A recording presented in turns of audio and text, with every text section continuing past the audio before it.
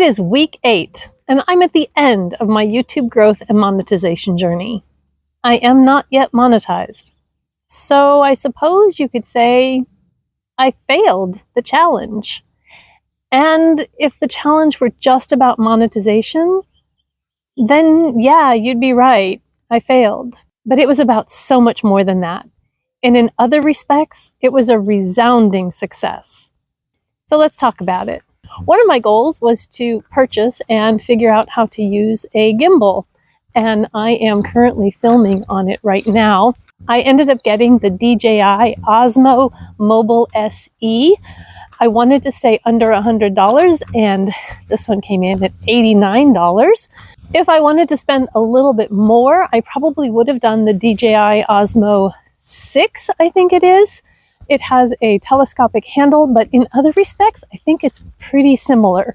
So for the additional $50, I just didn't think it was worth it. Right now, I'm not actually using the app because it will only film in 720p, and I just want better resolution than that. So until I figure out how to change that, I'll just use my phone as is, and it does a pretty good job of stabilizing and tracking even without the app. So other than monetization, what was this journey about?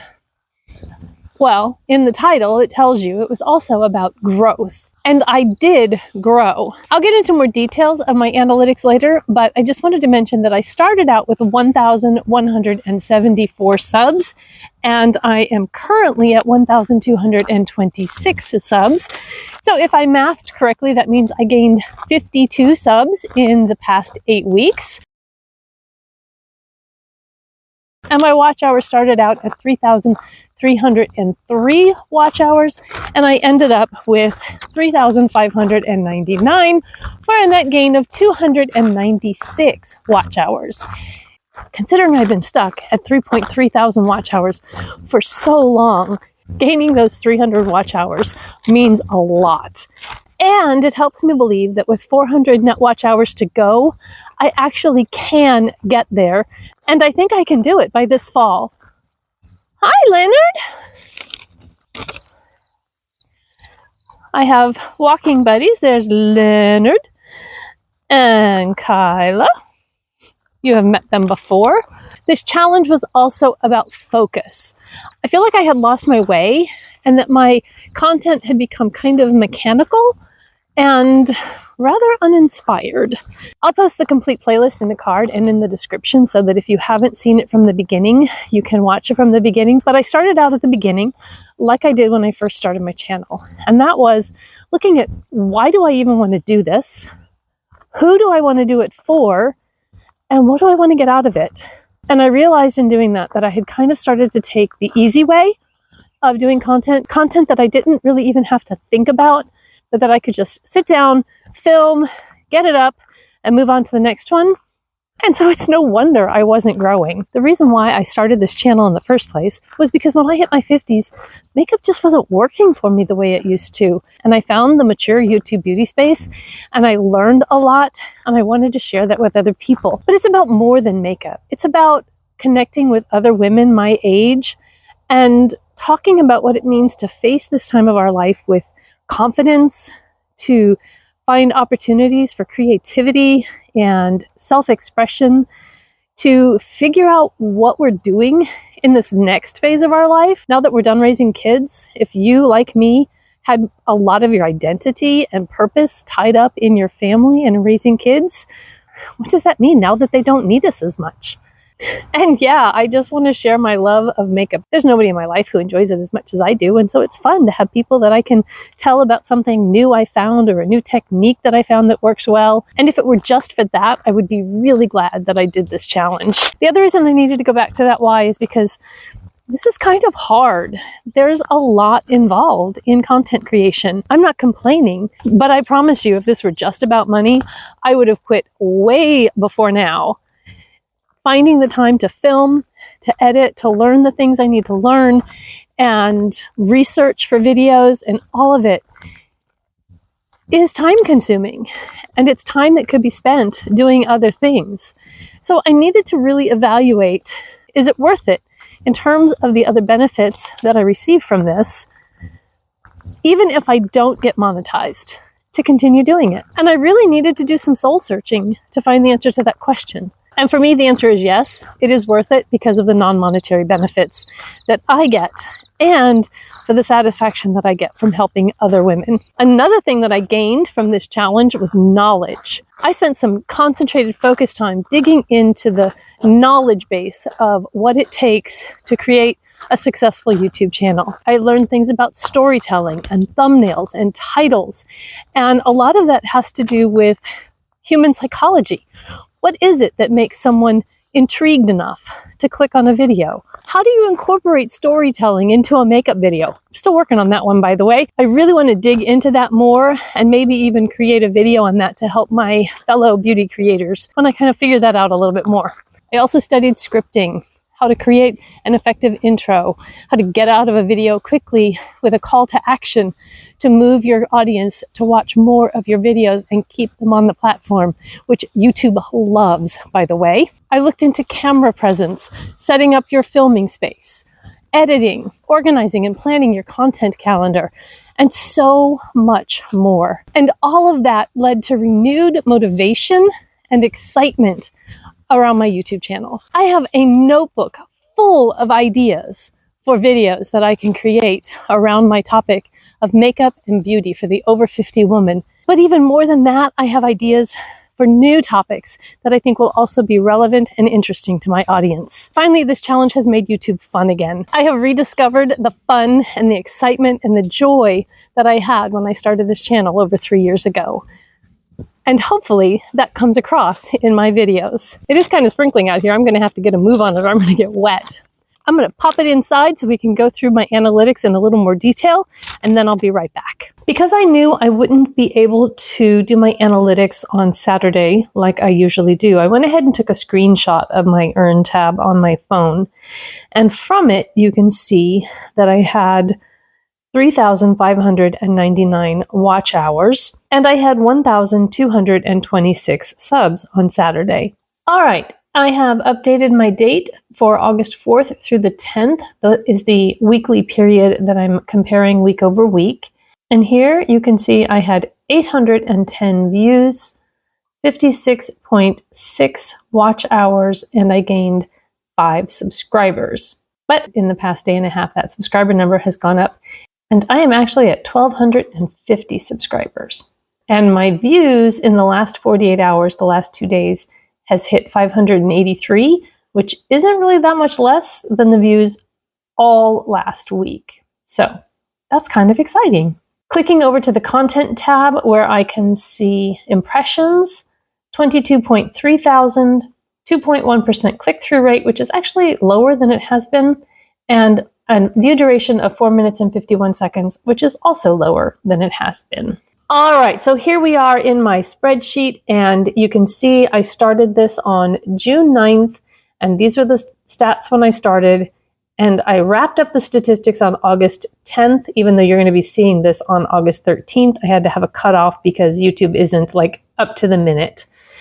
And I did grow. I had a net increase of 52 subscribers and 296 watch hours. I do want you to take a look at this number right here, however. This 800.4 is the total watch time I had in these 8 weeks. But I only got to count 296 of those watch hours. And I hope this illustrates the point that I made in my last video about how the most important piece of advice I would give a new YouTuber is do everything you can to get your watch time and get monetized in your first year. Because when you are losing 500 watch hours in a month, even though you gained 800, it's just a much harder slog than if you were to just do it in the first year. And I really wish I had understood that, so I am just reiterating that for you here. I think I've been spending way too much time on my analytics in these past videos. You can pause if you'd like to spend a little more time looking at the numbers, but I'm going to get back to the video. So this week was overall up again a little bit, and I was glad to see that because if you remember, last week was down. So if this week was also down from the last 7 days, then that would have been 2 down weeks in a row, and that might have been a little demoralizing. But it rebounded a bit, and so I'm really excited for that. So now that the challenge has come to an end, what's next? To be honest, I'm kind of glad it's over. I am tired of focusing on the mechanics of YouTube, and I'm looking forward to getting back into the more creative side of it. That's not to say I'm going to forget the mechanics. I'm going to continue applying everything that I've learned to my videos going forward. But I'm not going to spend as much time consuming new information. I want to get what I've learned to be part of the process and more automatic, if that makes sense. Sometimes I can spend so much time researching that I don't spend enough time doing. And it's time to get back to doing. I also think it's time to get back to my regular niche because I think the algorithm and my audience might be a little confused. Is my channel for new YouTubers interested in growing their own channel? Or is it for women over 50 who are interested in beauty, makeup, lifestyle, creativity, all of the things that go into who we are as women over 50? And I think the yo-yo subs and the up and down watch hour is a reflection of that confusion. If you sub to my channel because of this YouTube growth and monetization journey, I thank you, and I hope you'll stay, especially if you happen to be a creator of a certain age, because I do plan on incorporating more topics other than just makeup. But if that information is not interesting to you in the slightest, then I completely understand if you feel like it's time to go. I will be doing an update video when I do get monetized, and I will do another one when I get my first YouTube paycheck. So if you want to stay subbed with your notifications on so you can get notified of that one when it happens, then that would be great. If you are here because of the makeup and beauty content and you've just kind of tolerated the past 8 weeks of side videos, thank you for sticking around. Some of you have said that even though you have no interest in creating your own YouTube channel, you found the look behind the curtain to be interesting. So again, thank you for indulging my diversion, and I hope that you notice a benefit in terms of increased quality of my content going forward. Before I go, I just want to take a second and talk about the whole concept of monetizing a YouTube channel. I've seen recently some videos from people who are conflicted about whether or not it's okay to be monetized on YouTube because they started because they wanted to help people. And I just want to say that two things can exist at the same time. You can want to help people, and you can also want and deserve to be compensated for your time in doing so. There are a lot of professions that people get into because they want to help people. Teachers, doctors, nurses, paramedics. The list could go on and on and on. I don't know why I got fixated on the healthcare industry. But we don't expect them to not be compensated just because they're helping people. I think of YouTube in kind of the same way. You can provide value, you can have a heart of service and wanting to help people, and still want to receive compensation for your time and your effort without it being selfish or greedy. Does that make sense? And I'm really talking here to new creators who might be struggling with this. A lot of us, I don't think, start this because we want money, but there is expense involved in having a YouTube channel. For me, there's expense in buying products to review. I'm small, I don't get a lot of PR. There's expense in buying gear to increase the quality of your videos. Sure, you can create a video with your smartphone and a bright window, but as you go along, sometimes you might want to record at night, or you might want a tripod instead of a stack of books. So you might need lights. You might want to upgrade your sound equipment to provide a better sound experience for your audience. And there's expense involved in that. So I think I beat this horse enough, but I felt like I needed to address it because I know that especially over these last 8 weeks, it may have seemed like I am just focused on money. I'm just doing this YouTube so that I can get money, and I don't care about my audience. I just want them to support me.